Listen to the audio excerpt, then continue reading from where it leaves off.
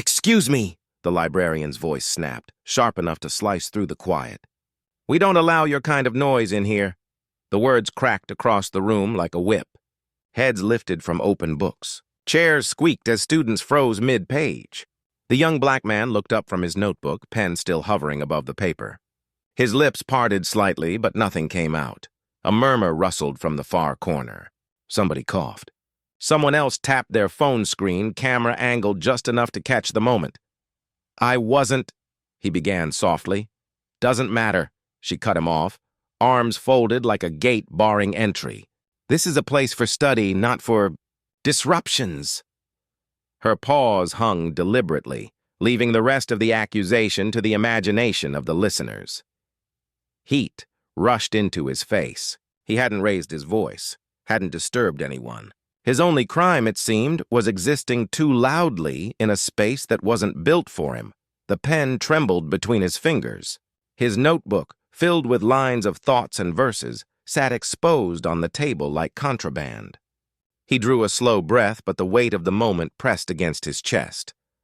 Nobody spoke up. Nobody challenged her words. The silence wasn't neutral. It was complicit. Her tone echoed again. "Your kind of noise."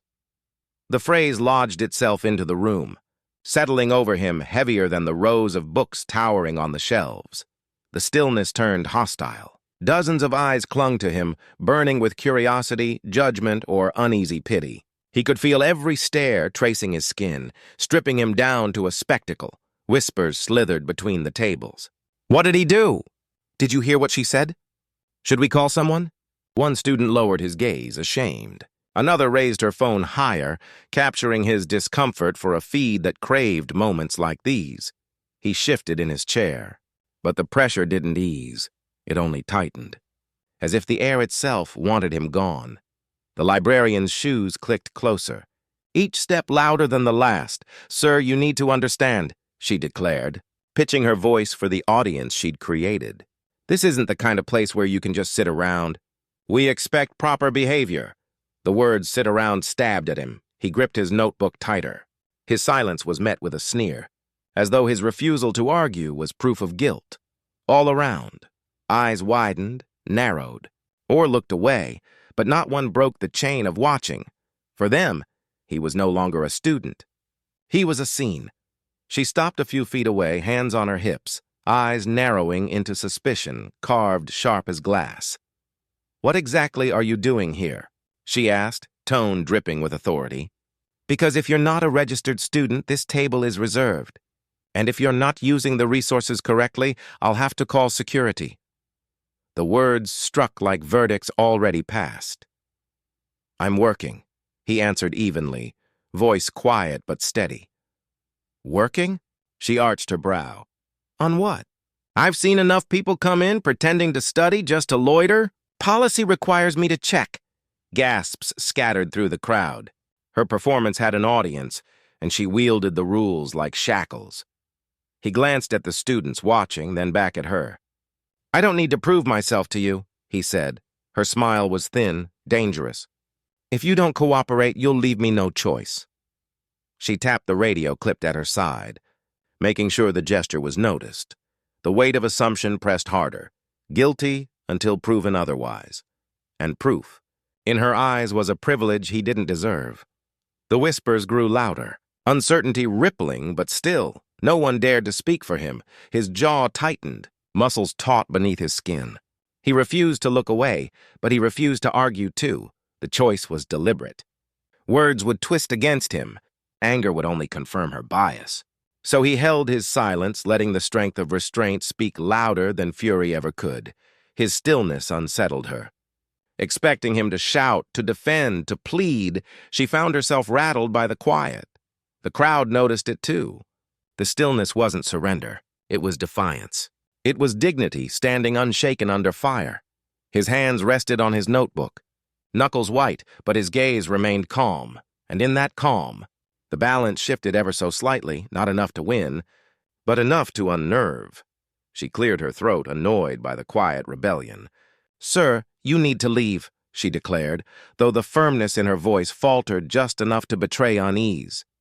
The silence had power. Phones stayed raised, recording every breath, every flicker of tension. The librarian lingered near him, unwilling to back down but not yet calling security. The room held its breath, waiting. He stayed still, anchored in the storm of humiliation, notebook pressed against the table as if it were armor. Behind his composure, though, was a story none of them knew. A history that explained why silence was survival. And as the moment dragged on, unresolved, the crowd leaned closer, not realizing the quiet had only just begun to speak.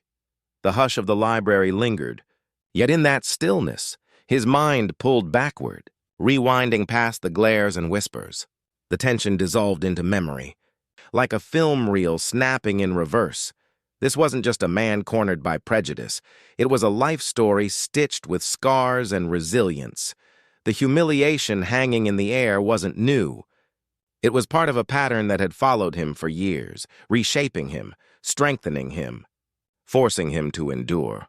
Every moment in that library carried echoes of his past, waiting to surface. Earlier that day, Kendrick had stepped into the building with little fanfare. A gray hoodie draped over his shoulders, sneakers soft against the floor, nothing flashy enough to draw attention. He wanted quiet. Not celebrity, not recognition, just words on a page. Carrying nothing but a notebook, he searched for space to write without distraction. Someone might have wondered why a man of his stature dressed so modestly. But humility wasn't an act. It was armor. Blending in gave him freedom, or at least the illusion of it. A chance to disappear into study, to be just another face in the crowd. He didn't expect that choice to be twisted into suspicion.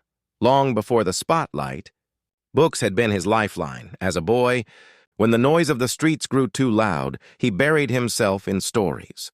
He learned cadence from poetry, rhythm from scripture, raw truth from the voices of authors who refused to be silenced. Those pages weren't just entertainment. They were survival. Each sentence sharpened his ability to see, to question, to create. His grandmother used to say, "The world may try to cut your tongue, but no one can take the words you carry inside." Those words became his compass, shaping verses that spoke to millions. Yet, sitting in the library now, accused of loitering, he wondered how far society had really come. The same world that praised his voice still tried to cage it. Kendrick thought of the countless times he'd been made small. In classrooms, his intelligence was second-guessed. In stores, he was followed like a threat waiting to happen.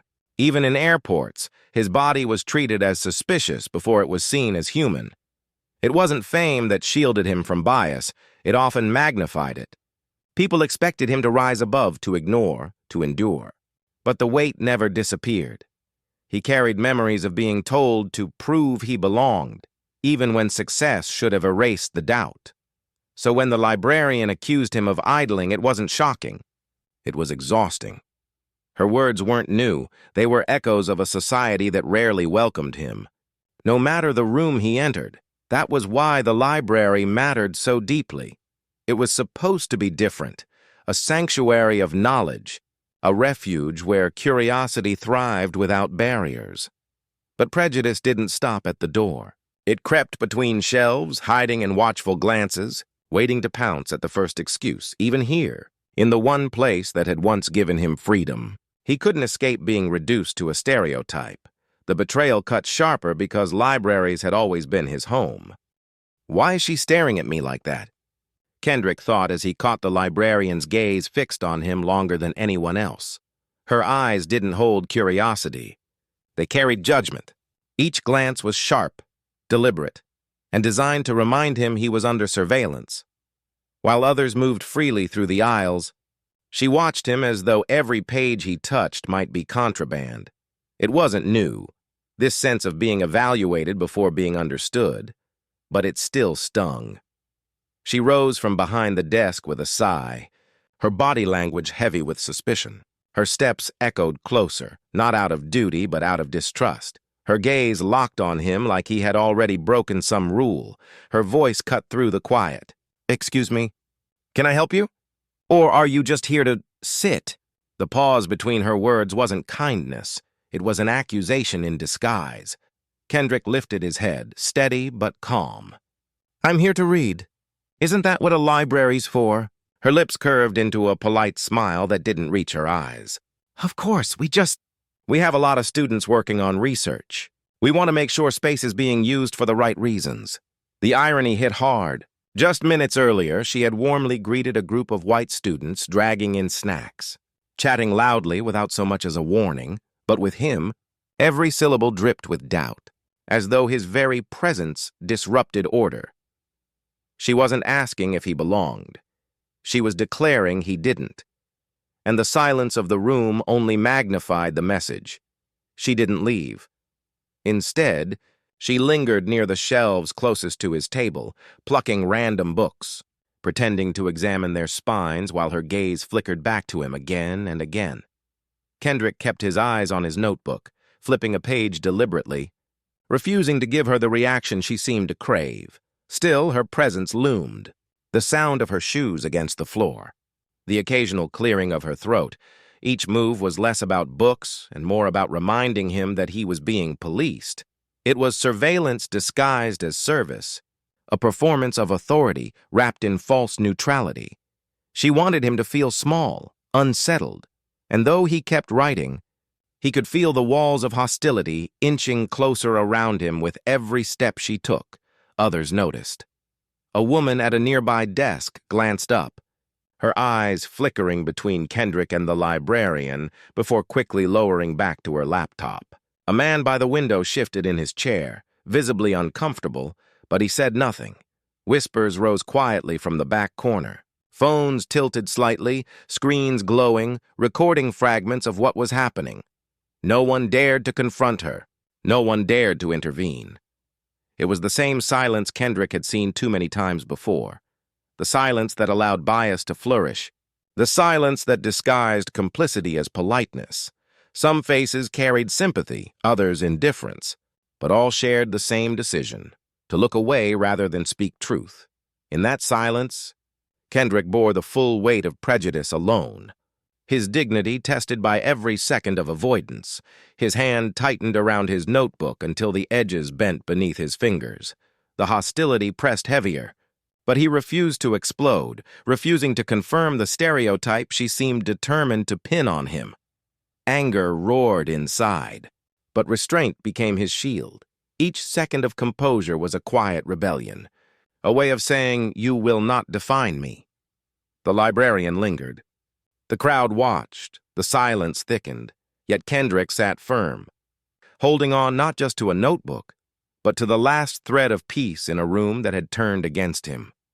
The storm wasn't over, it was only beginning. Her voice erupted across the library like a gavel slamming down. "If you're not here for research, you need to leave." The sentence wasn't quiet, it was loud, sharp, and designed to echo. Conversations froze. Keyboards stopped tapping, and the silence that followed made her words thunder even louder. Every head turned. Eyes locked on Kendrick as if he had suddenly become the subject of a trial. He sat still, heart pounding against his chest, the sting of being singled out burning deeper than the command itself. He wasn't disrupting anyone. He wasn't loitering. He was simply existing. Yet she framed his presence as wrong.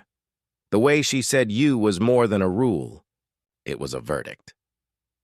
Kendrick opened his mouth, steadying his voice. "I'm here to study, just like everyone else." But her glare didn't soften. Her tone, rising in volume, carried authority meant to remind the entire room of her control.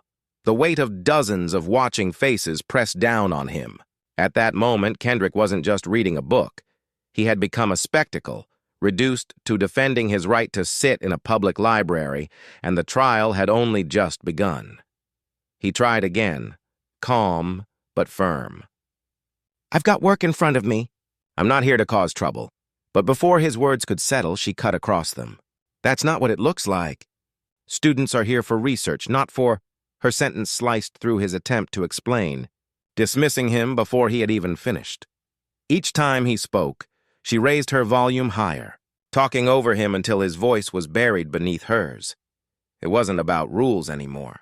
It was about dominance. Her words weren't just regulations, they were erasure, a refusal to let him claim space or truth. The crowd saw it clearly. A man trying to speak, a woman making sure he wasn't heard. Kendrick clenched his jaw, letting his silence speak louder than her noise. But every syllable she threw at him carried the same message. Your words don't matter here. She lifted her hand and motioned to security. The gesture was simple, but the meaning cut deeper than any insult. It was a public declaration. He is a problem. He is not one of us. Remove him. 2 guards moved hesitantly from the back. Even they looked uncertain, as if unsure what crime they were being asked to confront. But the librarian's stare hardened, making it clear that this was about power, not policy. She wanted the crowd to see her authority on display, and wanted them to know she could summon force at will. Kendrick sat motionless, eyes lowered to the notebook in front of him, as if grounding himself in its pages. He had seen this play before, the accusation, the escalation, the attempt to strip dignity away with a single gesture. And still, the guards came closer, the room rippled with reactions, phones shot higher, recording every second. A whisper hissed from the corner, ugly and cutting. Figures! Always causing problems. Another voice, hesitant but soft, tried to push back. He's just reading. What's wrong with that? But those words drowned under the heavier chorus of murmurs, the imbalance of voices tipping against Kendrick. Every screen pointed at him magnified his humiliation. Every whisper became another brick on the wall closing in around him. He wasn't invisible anymore. He was exposed, dissected, judged by strangers who didn't know his story but thought they knew his type. Some eyes looked guilty, some curious, others hostile. But none of them stepped fully forward to stop what was happening. The silence of inaction had turned into a crowd of spectators, each phone clicking a reminder that his pain was entertainment. The librarian's voice sharpened again, this time with mockery. Look at you! Hood pulled up, sitting around like this is some kind of hangout spot. You think you don't look intimidating? Gasps scattered across the room. She had taken his clothing, simple, casual, harmless, and turned it into a weapon against him. The hoodie became a symbol, twisted into a stereotype. Dangerous, suspicious, threatening. Kendrick lifted his eyes slowly, locking on hers. He didn't move, didn't argue, but his stare carried more weight than words ever could. Yet she pressed on, feeding the narrative. We can't let this place feel unsafe for our students. Unsafe. The word hung in the air like a knife. She wasn't just questioning his presence. She was criminalizing it, painting him as a danger when all he carried was a notebook and silence. The humiliation pierced deeper than the threat of removal. She wasn't just policing space. She was rewriting who he was in front of an audience. Every nerve inside him screamed to fight back, to shout, to slam the notebook shut, to let fury spill out in words he had every right to speak. But he didn't. Instead, he froze, holding himself steady like a flame trapped inside glass. His silence wasn't surrender. It was restraint, dignity pressed tightly against the weight of injustice. The crowd saw fire in his eyes, but calm in his body. It was a balance only someone who had lived this fight before could master. His quiet stood taller than her accusations. Even as rage burned through him. And still he did not break. At last, he slid his notebook closed and rose slowly to his feet. No explosion. No shouting. Just the heavy silence of a man choosing dignity over destruction. The guards lingered, uncertain, as if waiting for a scene that never came. Kendrick's steps toward the door were deliberate, weighted with the ache of defeat. He wasn't leaving because he was guilty. He was leaving because her narrative demanded it. The humiliation clung to him, thick and bitter, but so did the strength of his composure. And as the door neared, the story wasn't over. It was shifting. A single voice cut through the tension. "Wait!" a student blurted out, eyes wide. "That's Kendrick Lamar!" The words dropped like a spark in dry grass. The room froze, then shifted. Confusion gave way to stunned recognition. For a moment, Even the librarian's authority seemed suspended in midair. Kendrick stopped near the door, his hand still clutching the notebook. He didn't flinch at the name, didn't boast, didn't need to. His silence confirmed everything. The student's shock turned into conviction. He's the reason I started writing. He's the reason half of us even believe words can matter. The sentence hit harder than the librarian's accusations. Kendrick was no longer just a patron to be dismissed. He was a cultural force, a symbol of creativity, resilience, and survival. Gasps spread. The crowd began to see not a problem, but a man who had reshaped music, who had earned a Pulitzer, who had put Compton's truth on the world's stage. And suddenly, the balance shifted. Whispers rippled down the rows like wind through leaves. Is that really him? No way. It is him. Look at the notebook. Look at his face. The murmurs multiplied, each one louder than the last until disbelief gave way to gasps, and gasps became chants. Some pulled out their phones, not to mock, but to capture proof. A man once humiliated was now being reclaimed by recognition. The crowd that once stared silently now buzzed with energy, and with every whisper turning into open astonishment, the librarian's accusations began to crumble. The librarian's complexion shifted from red to pale. Her authority, once booming across the library, faltered. She realized she hadn't just embarrassed a quiet reader. She had demeaned Kendrick Lamar. Her lips parted, but no words came out at first. She glanced at the phones, at the students, at the guards who were no longer moving forward.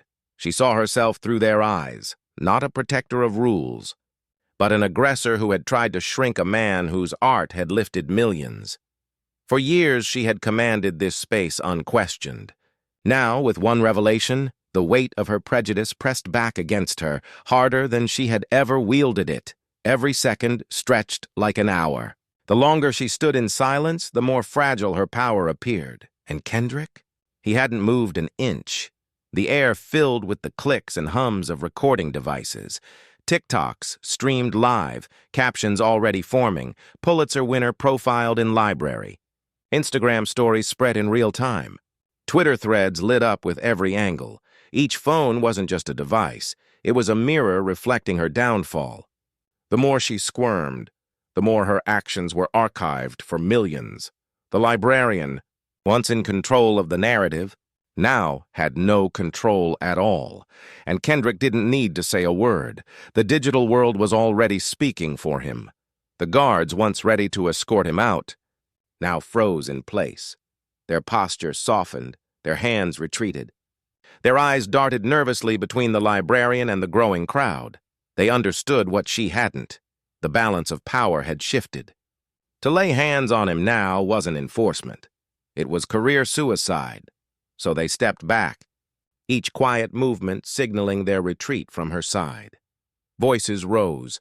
This time not against Kendrick, but for him. You owe him an apology, one student shouted. This is racist, and we all saw it, another declared. The room filled with a chorus of defiance. The same crowd that had once chosen silence now erupted with solidarity. Some stood from their seats, others moved closer. But the collective energy flipped the atmosphere entirely. The librarian was no longer backed by quiet compliance. She was surrounded by resistance. Kendrick stood steady, eyes calm, body unshaken. What once looked like submission now radiated as quiet strength. His stillness exposed the cruelty of her actions without him uttering a single word. The power of dignity outshined the volume of prejudice. Her voice cracked. I didn't mean, but excuses rang hollow. Authority crumbled as eyes, cameras, and truth surrounded her. Her power, once absolute, now unraveled before everyone. Yo, this video's everywhere already, a student gasped, scrolling through her phone. Within hours, the confrontation had leapt from whispers in the library to headlines across the internet. Clips of Kendrick's quiet resistance flooded TikTok, Twitter, and Instagram, sparking outrage nationwide. The hashtags came fast. Library while black. I respect dignity. I'd justice for Kendrick. Comment sections turned into town halls. Thousands debating racism in public spaces. What began as one librarian's prejudice now fueled a global conversation no one could ignore. By morning, the library administration released a statement. We deeply regret the actions that occurred. This behavior does not reflect our values. We acknowledge that systemic bias has persisted in our spaces, and we are committed to change. The words rang carefully crafted, but for once they weren't just about damage control. Pressure was too heavy, the spotlight too bright. Silence was no longer an option. The librarian, once untouchable behind her desk, faced immediate suspension. Days later, her termination was announced. For Kendrick, the consequence wasn't about revenge. It was about proof that accountability could land where it belonged. Her removal echoed a message louder than any speech. Racism carried real costs. Kendrick stood before the cameras. Notebook still in hand, I could have yelled. I could have cursed. But hate only multiplies hate. This was never just about me. It's about every young black person told they don't belong. We do. Dignity is power. Self-respect is strength. And change starts when silence ends. The crowd erupted, not just for Kendrick, but for the truth he carried. He walked out slowly, applause swelling behind him. What began as humiliation transformed into inspiration. His calm defiance turning a library's cruelty into a lesson the world would not forget. So, now it's in your hands, the narrator continues. If you had been in that library, watching the humiliation unfold, what would you have done? Stay silent or speak out. Drop your thoughts in the comments. Your voice might inspire someone else. Do you believe the librarian deserves suspension, termination, or a second chance to confront her prejudice? Share your perspective, because conversations about racism only grow stronger when diverse opinions collide. If this story moved you, hit like, subscribe, and ring the bell. Together, we'll continue uncovering powerful stories of racism, resilience, and dignity that the world needs to hear.